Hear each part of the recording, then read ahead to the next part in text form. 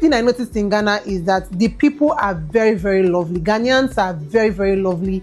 They actually want to help you. I never at one point felt like I was being cheated. They are going to be playing a fast one on me. I was going to be harassed. I really, really felt very safe in Ghana, unlike how I feel in Nigeria. Like, the people are so nice. Even from when we entered the airport, nobody asked us for money. In fact, they were even announcing itself in the airport that we are not allowed to give anybody any bribe, and if anybody asks you for bribe, you should come and report to like a particular station. Nobody said we should do Christmas for them. Nobody said we should do New Year for them. Nobody was complimenting us because they wanted us to drop some money for them. They were just pleasant, very pleasant. The trolleys were free. We had to take a trolley. We didn't pay 1 naira to take a trolley at the airport. And also they had like free charging spots at the airport. And guess what? It actually did save my life. I was like, when would Nigeria ever get to the point where we can have something like this? Because I know that if it's Nigeria, you must pay something for you to use that thing to charge your phone. You must pay something. Not only do they have like a free charging station, they have like different charging ports. Like there is the Type C, there is the USB, there is the iPhone cord. Like, it was so amazing. The fact that they thought about that, I was like, brilliant, brilliant, brilliant. And it was free of charge. Hey guys, welcome back to the channel. My name is Della and I'm happy returning back to you. So this is a video of a Nigerian sharing her 5 shocking experience in Ghana. So guys, let's watch this video together, and at the end of it, I'd love you to drop your opinion in the comment section below. Let's watch. Ghana is the 3rd African country I'm visiting, and I did enjoy my stay in Ghana. However, I had some cultural shocks when I visited Ghana, and I'm going to be sharing it with you guys in this video. I don't know why we have a lot of disputes between Nigerians and Ghanaians, because obviously Ghanaians love us. They love our music. 85% of the time I was out at night in Ghana, I was in Accra, it was Nigerian music that were being played. I mean, I was like, okay, sometimes there's a thin line between love and hate, I mean, right? Accra is so expensive. I mean, I know that things are tough. I know that there is an inflation and everything going on, but Accra is so expensive. So we went out one of the evenings for like a brunch at the Sandbox Beach. Let's not even talk about the price of the food, right? Food aside, we were charged like 15% on VAT. They had like, is it GL/N something slash something something something.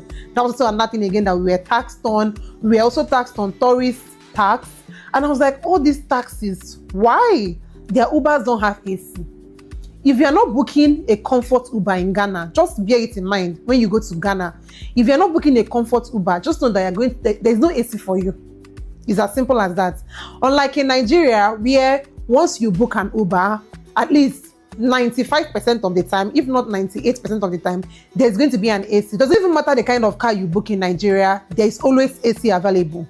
So that was also another thing that was very, very shocking to me. 4th on my list is how hot Ghana is. Ghana is very, very hot. So if you're visiting Ghana, you have to bear that in mind so that it can affect the choice of clothing you go for, in terms of like the clothes colors you go for, the thickness of the clothes you go for, how long they are going to be, because Ghana is very, very hot. Like, I felt like I was even getting darker. And I felt like no matter the number of sunscreen I was rubbing, it still did not help at all. But I guess it's different places, different things, right? I mean, probably is related to like their geography and stuff like that, and I'm sure that they have a way to cope around it, but it was very strange for me as a Nigerian. The 5th thing I noticed in Accra is that data is so expensive. I'm going to attach a picture of how much we were charged for data, right? So we had to buy like SIM card and buy data for when we are out of like our location, and I was like, data is not this expensive in Nigeria. Like, it was so crazy because the lady we were buying the data from was convincing us that this was the better package and it was cheaper and we'll get like, you know, good network and all that. But I couldn't just justify the fact that we are going to be spending that much just to buy data. So data is very, very expensive in Ghana. So if you are going to Ghana, you have to have a budget for that and plan accordingly. Plan accordingly. 5th thing I noticed in Ghana is that the people are very, very lovely. Ghanaians are very, very lovely. They actually want to help you. I never at one point felt like I was being cheated. They are going to be playing a fast one on me. I was going to be harassed. I really, really felt very safe in Ghana, unlike how I feel in Nigeria. Like, the people are so nice. Even from when we entered the airport, nobody asked us for money. In fact, they were even announcing itself in the airport that we are not allowed to give anybody any bribe, and if anybody asks you for bribe, you should come and report to like a particular station. Nobody said we should do Christmas for them. Nobody said we should do New Year for them. Nobody was complimenting us because they wanted us to drop some money for them. They were just pleasant, very pleasant. The trolleys were free. We had to take a trolley. We didn't pay 1 naira to take a trolley at the airport. And also they had like free charging spots at the airport.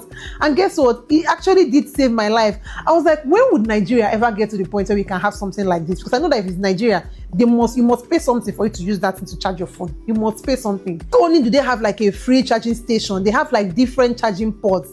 Like there is the Type C, there is the USB, there is the iPhone cord. Like it was so amazing. The fact that they thought about that, I was like, brilliant, brilliant, brilliant. And it was free of charge. The next thing I observed in Ghana is that they are not hustlers. Ghanaians are not hustlers like Nigeria, right? I don't know if it's because of the economic situation in Nigeria or what, but they were more lax, they were more chill, they were calmer in Ghana, they were not like in a hurry. And considering that Accra is like the city of Ghana, right? And like the most, what's the word?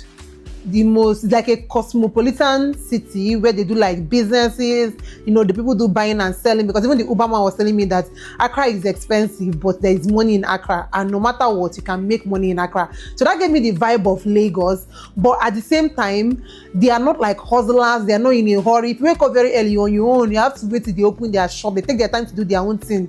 Right, even their Ubers, they are not in a hurry, they are not rushing to anywhere to drop you off to get another ride.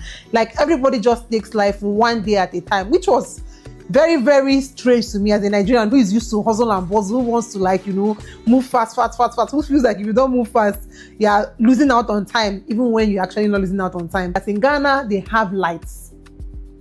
Nigerians, see your mates. Nigeria, see your mates. In Ghana, there was no point throughout my stay in Ghana for 1 week where there was a power outage or the light went off and it took time for it to come back. Nothing like that. There was nothing like that throughout my stay. There was like 24/7 electricity. I can't even recall hearing like gen noise, because I did stay at a shortlet and also we stayed at like a resort, but it was just so calm. They had lights, like it was so beautiful. And even at night, because we stayed in a shortlet that was very close to like the busy area in Accra, so we took like evening walks. So we went to the mall to go and shop. We went out, went for a spa, and there was like street lights. The place is not noisy. Even during the day, you're not hearing like, horning, beeps here and there. Like it was really, really chill. And I really, really love that about Ghana. Plus 24/7 electricity. I don't even know if it's going to happen in my lifetime in Nigeria, but that was very, very amazing to see in Ghana. Next thing I also observed in Ghana is that they have a different political system from Nigeria. In Ghana, they don't have states. They don't have governors.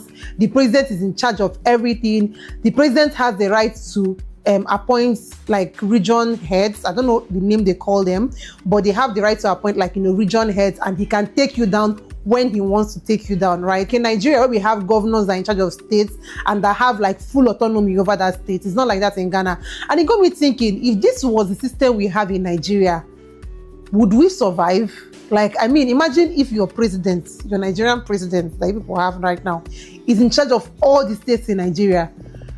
I don't want to imagine that. We visited the Osu Castle, and I love how much they preserve their history. They preserve their history so well, like so well. I could even feel the experiences that the slave.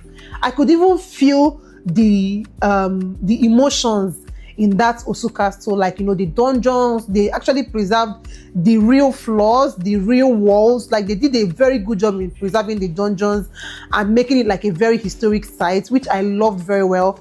Also, I love the fact that in Ghana, they have like different price points for different people. So when you come to visit like some tourist sites, they have like a cheaper price for students, and they have like a more expensive price for those who are not students, who are working. And they also have like a different price for children. And that was so considerate, because imagine as a student traveling, and it doesn't even matter whether you're a student in Ghana or not, you will get whatever you want to experience at a student price if you are a student. That leads me to my final point of my observation in Ghana, and that is the food. So I was thinking that the Ghanaian food and the Nigerian food were going to be quite similar, seeing as they are like, brothers and sisters that are rivals, like they don't used to mix together.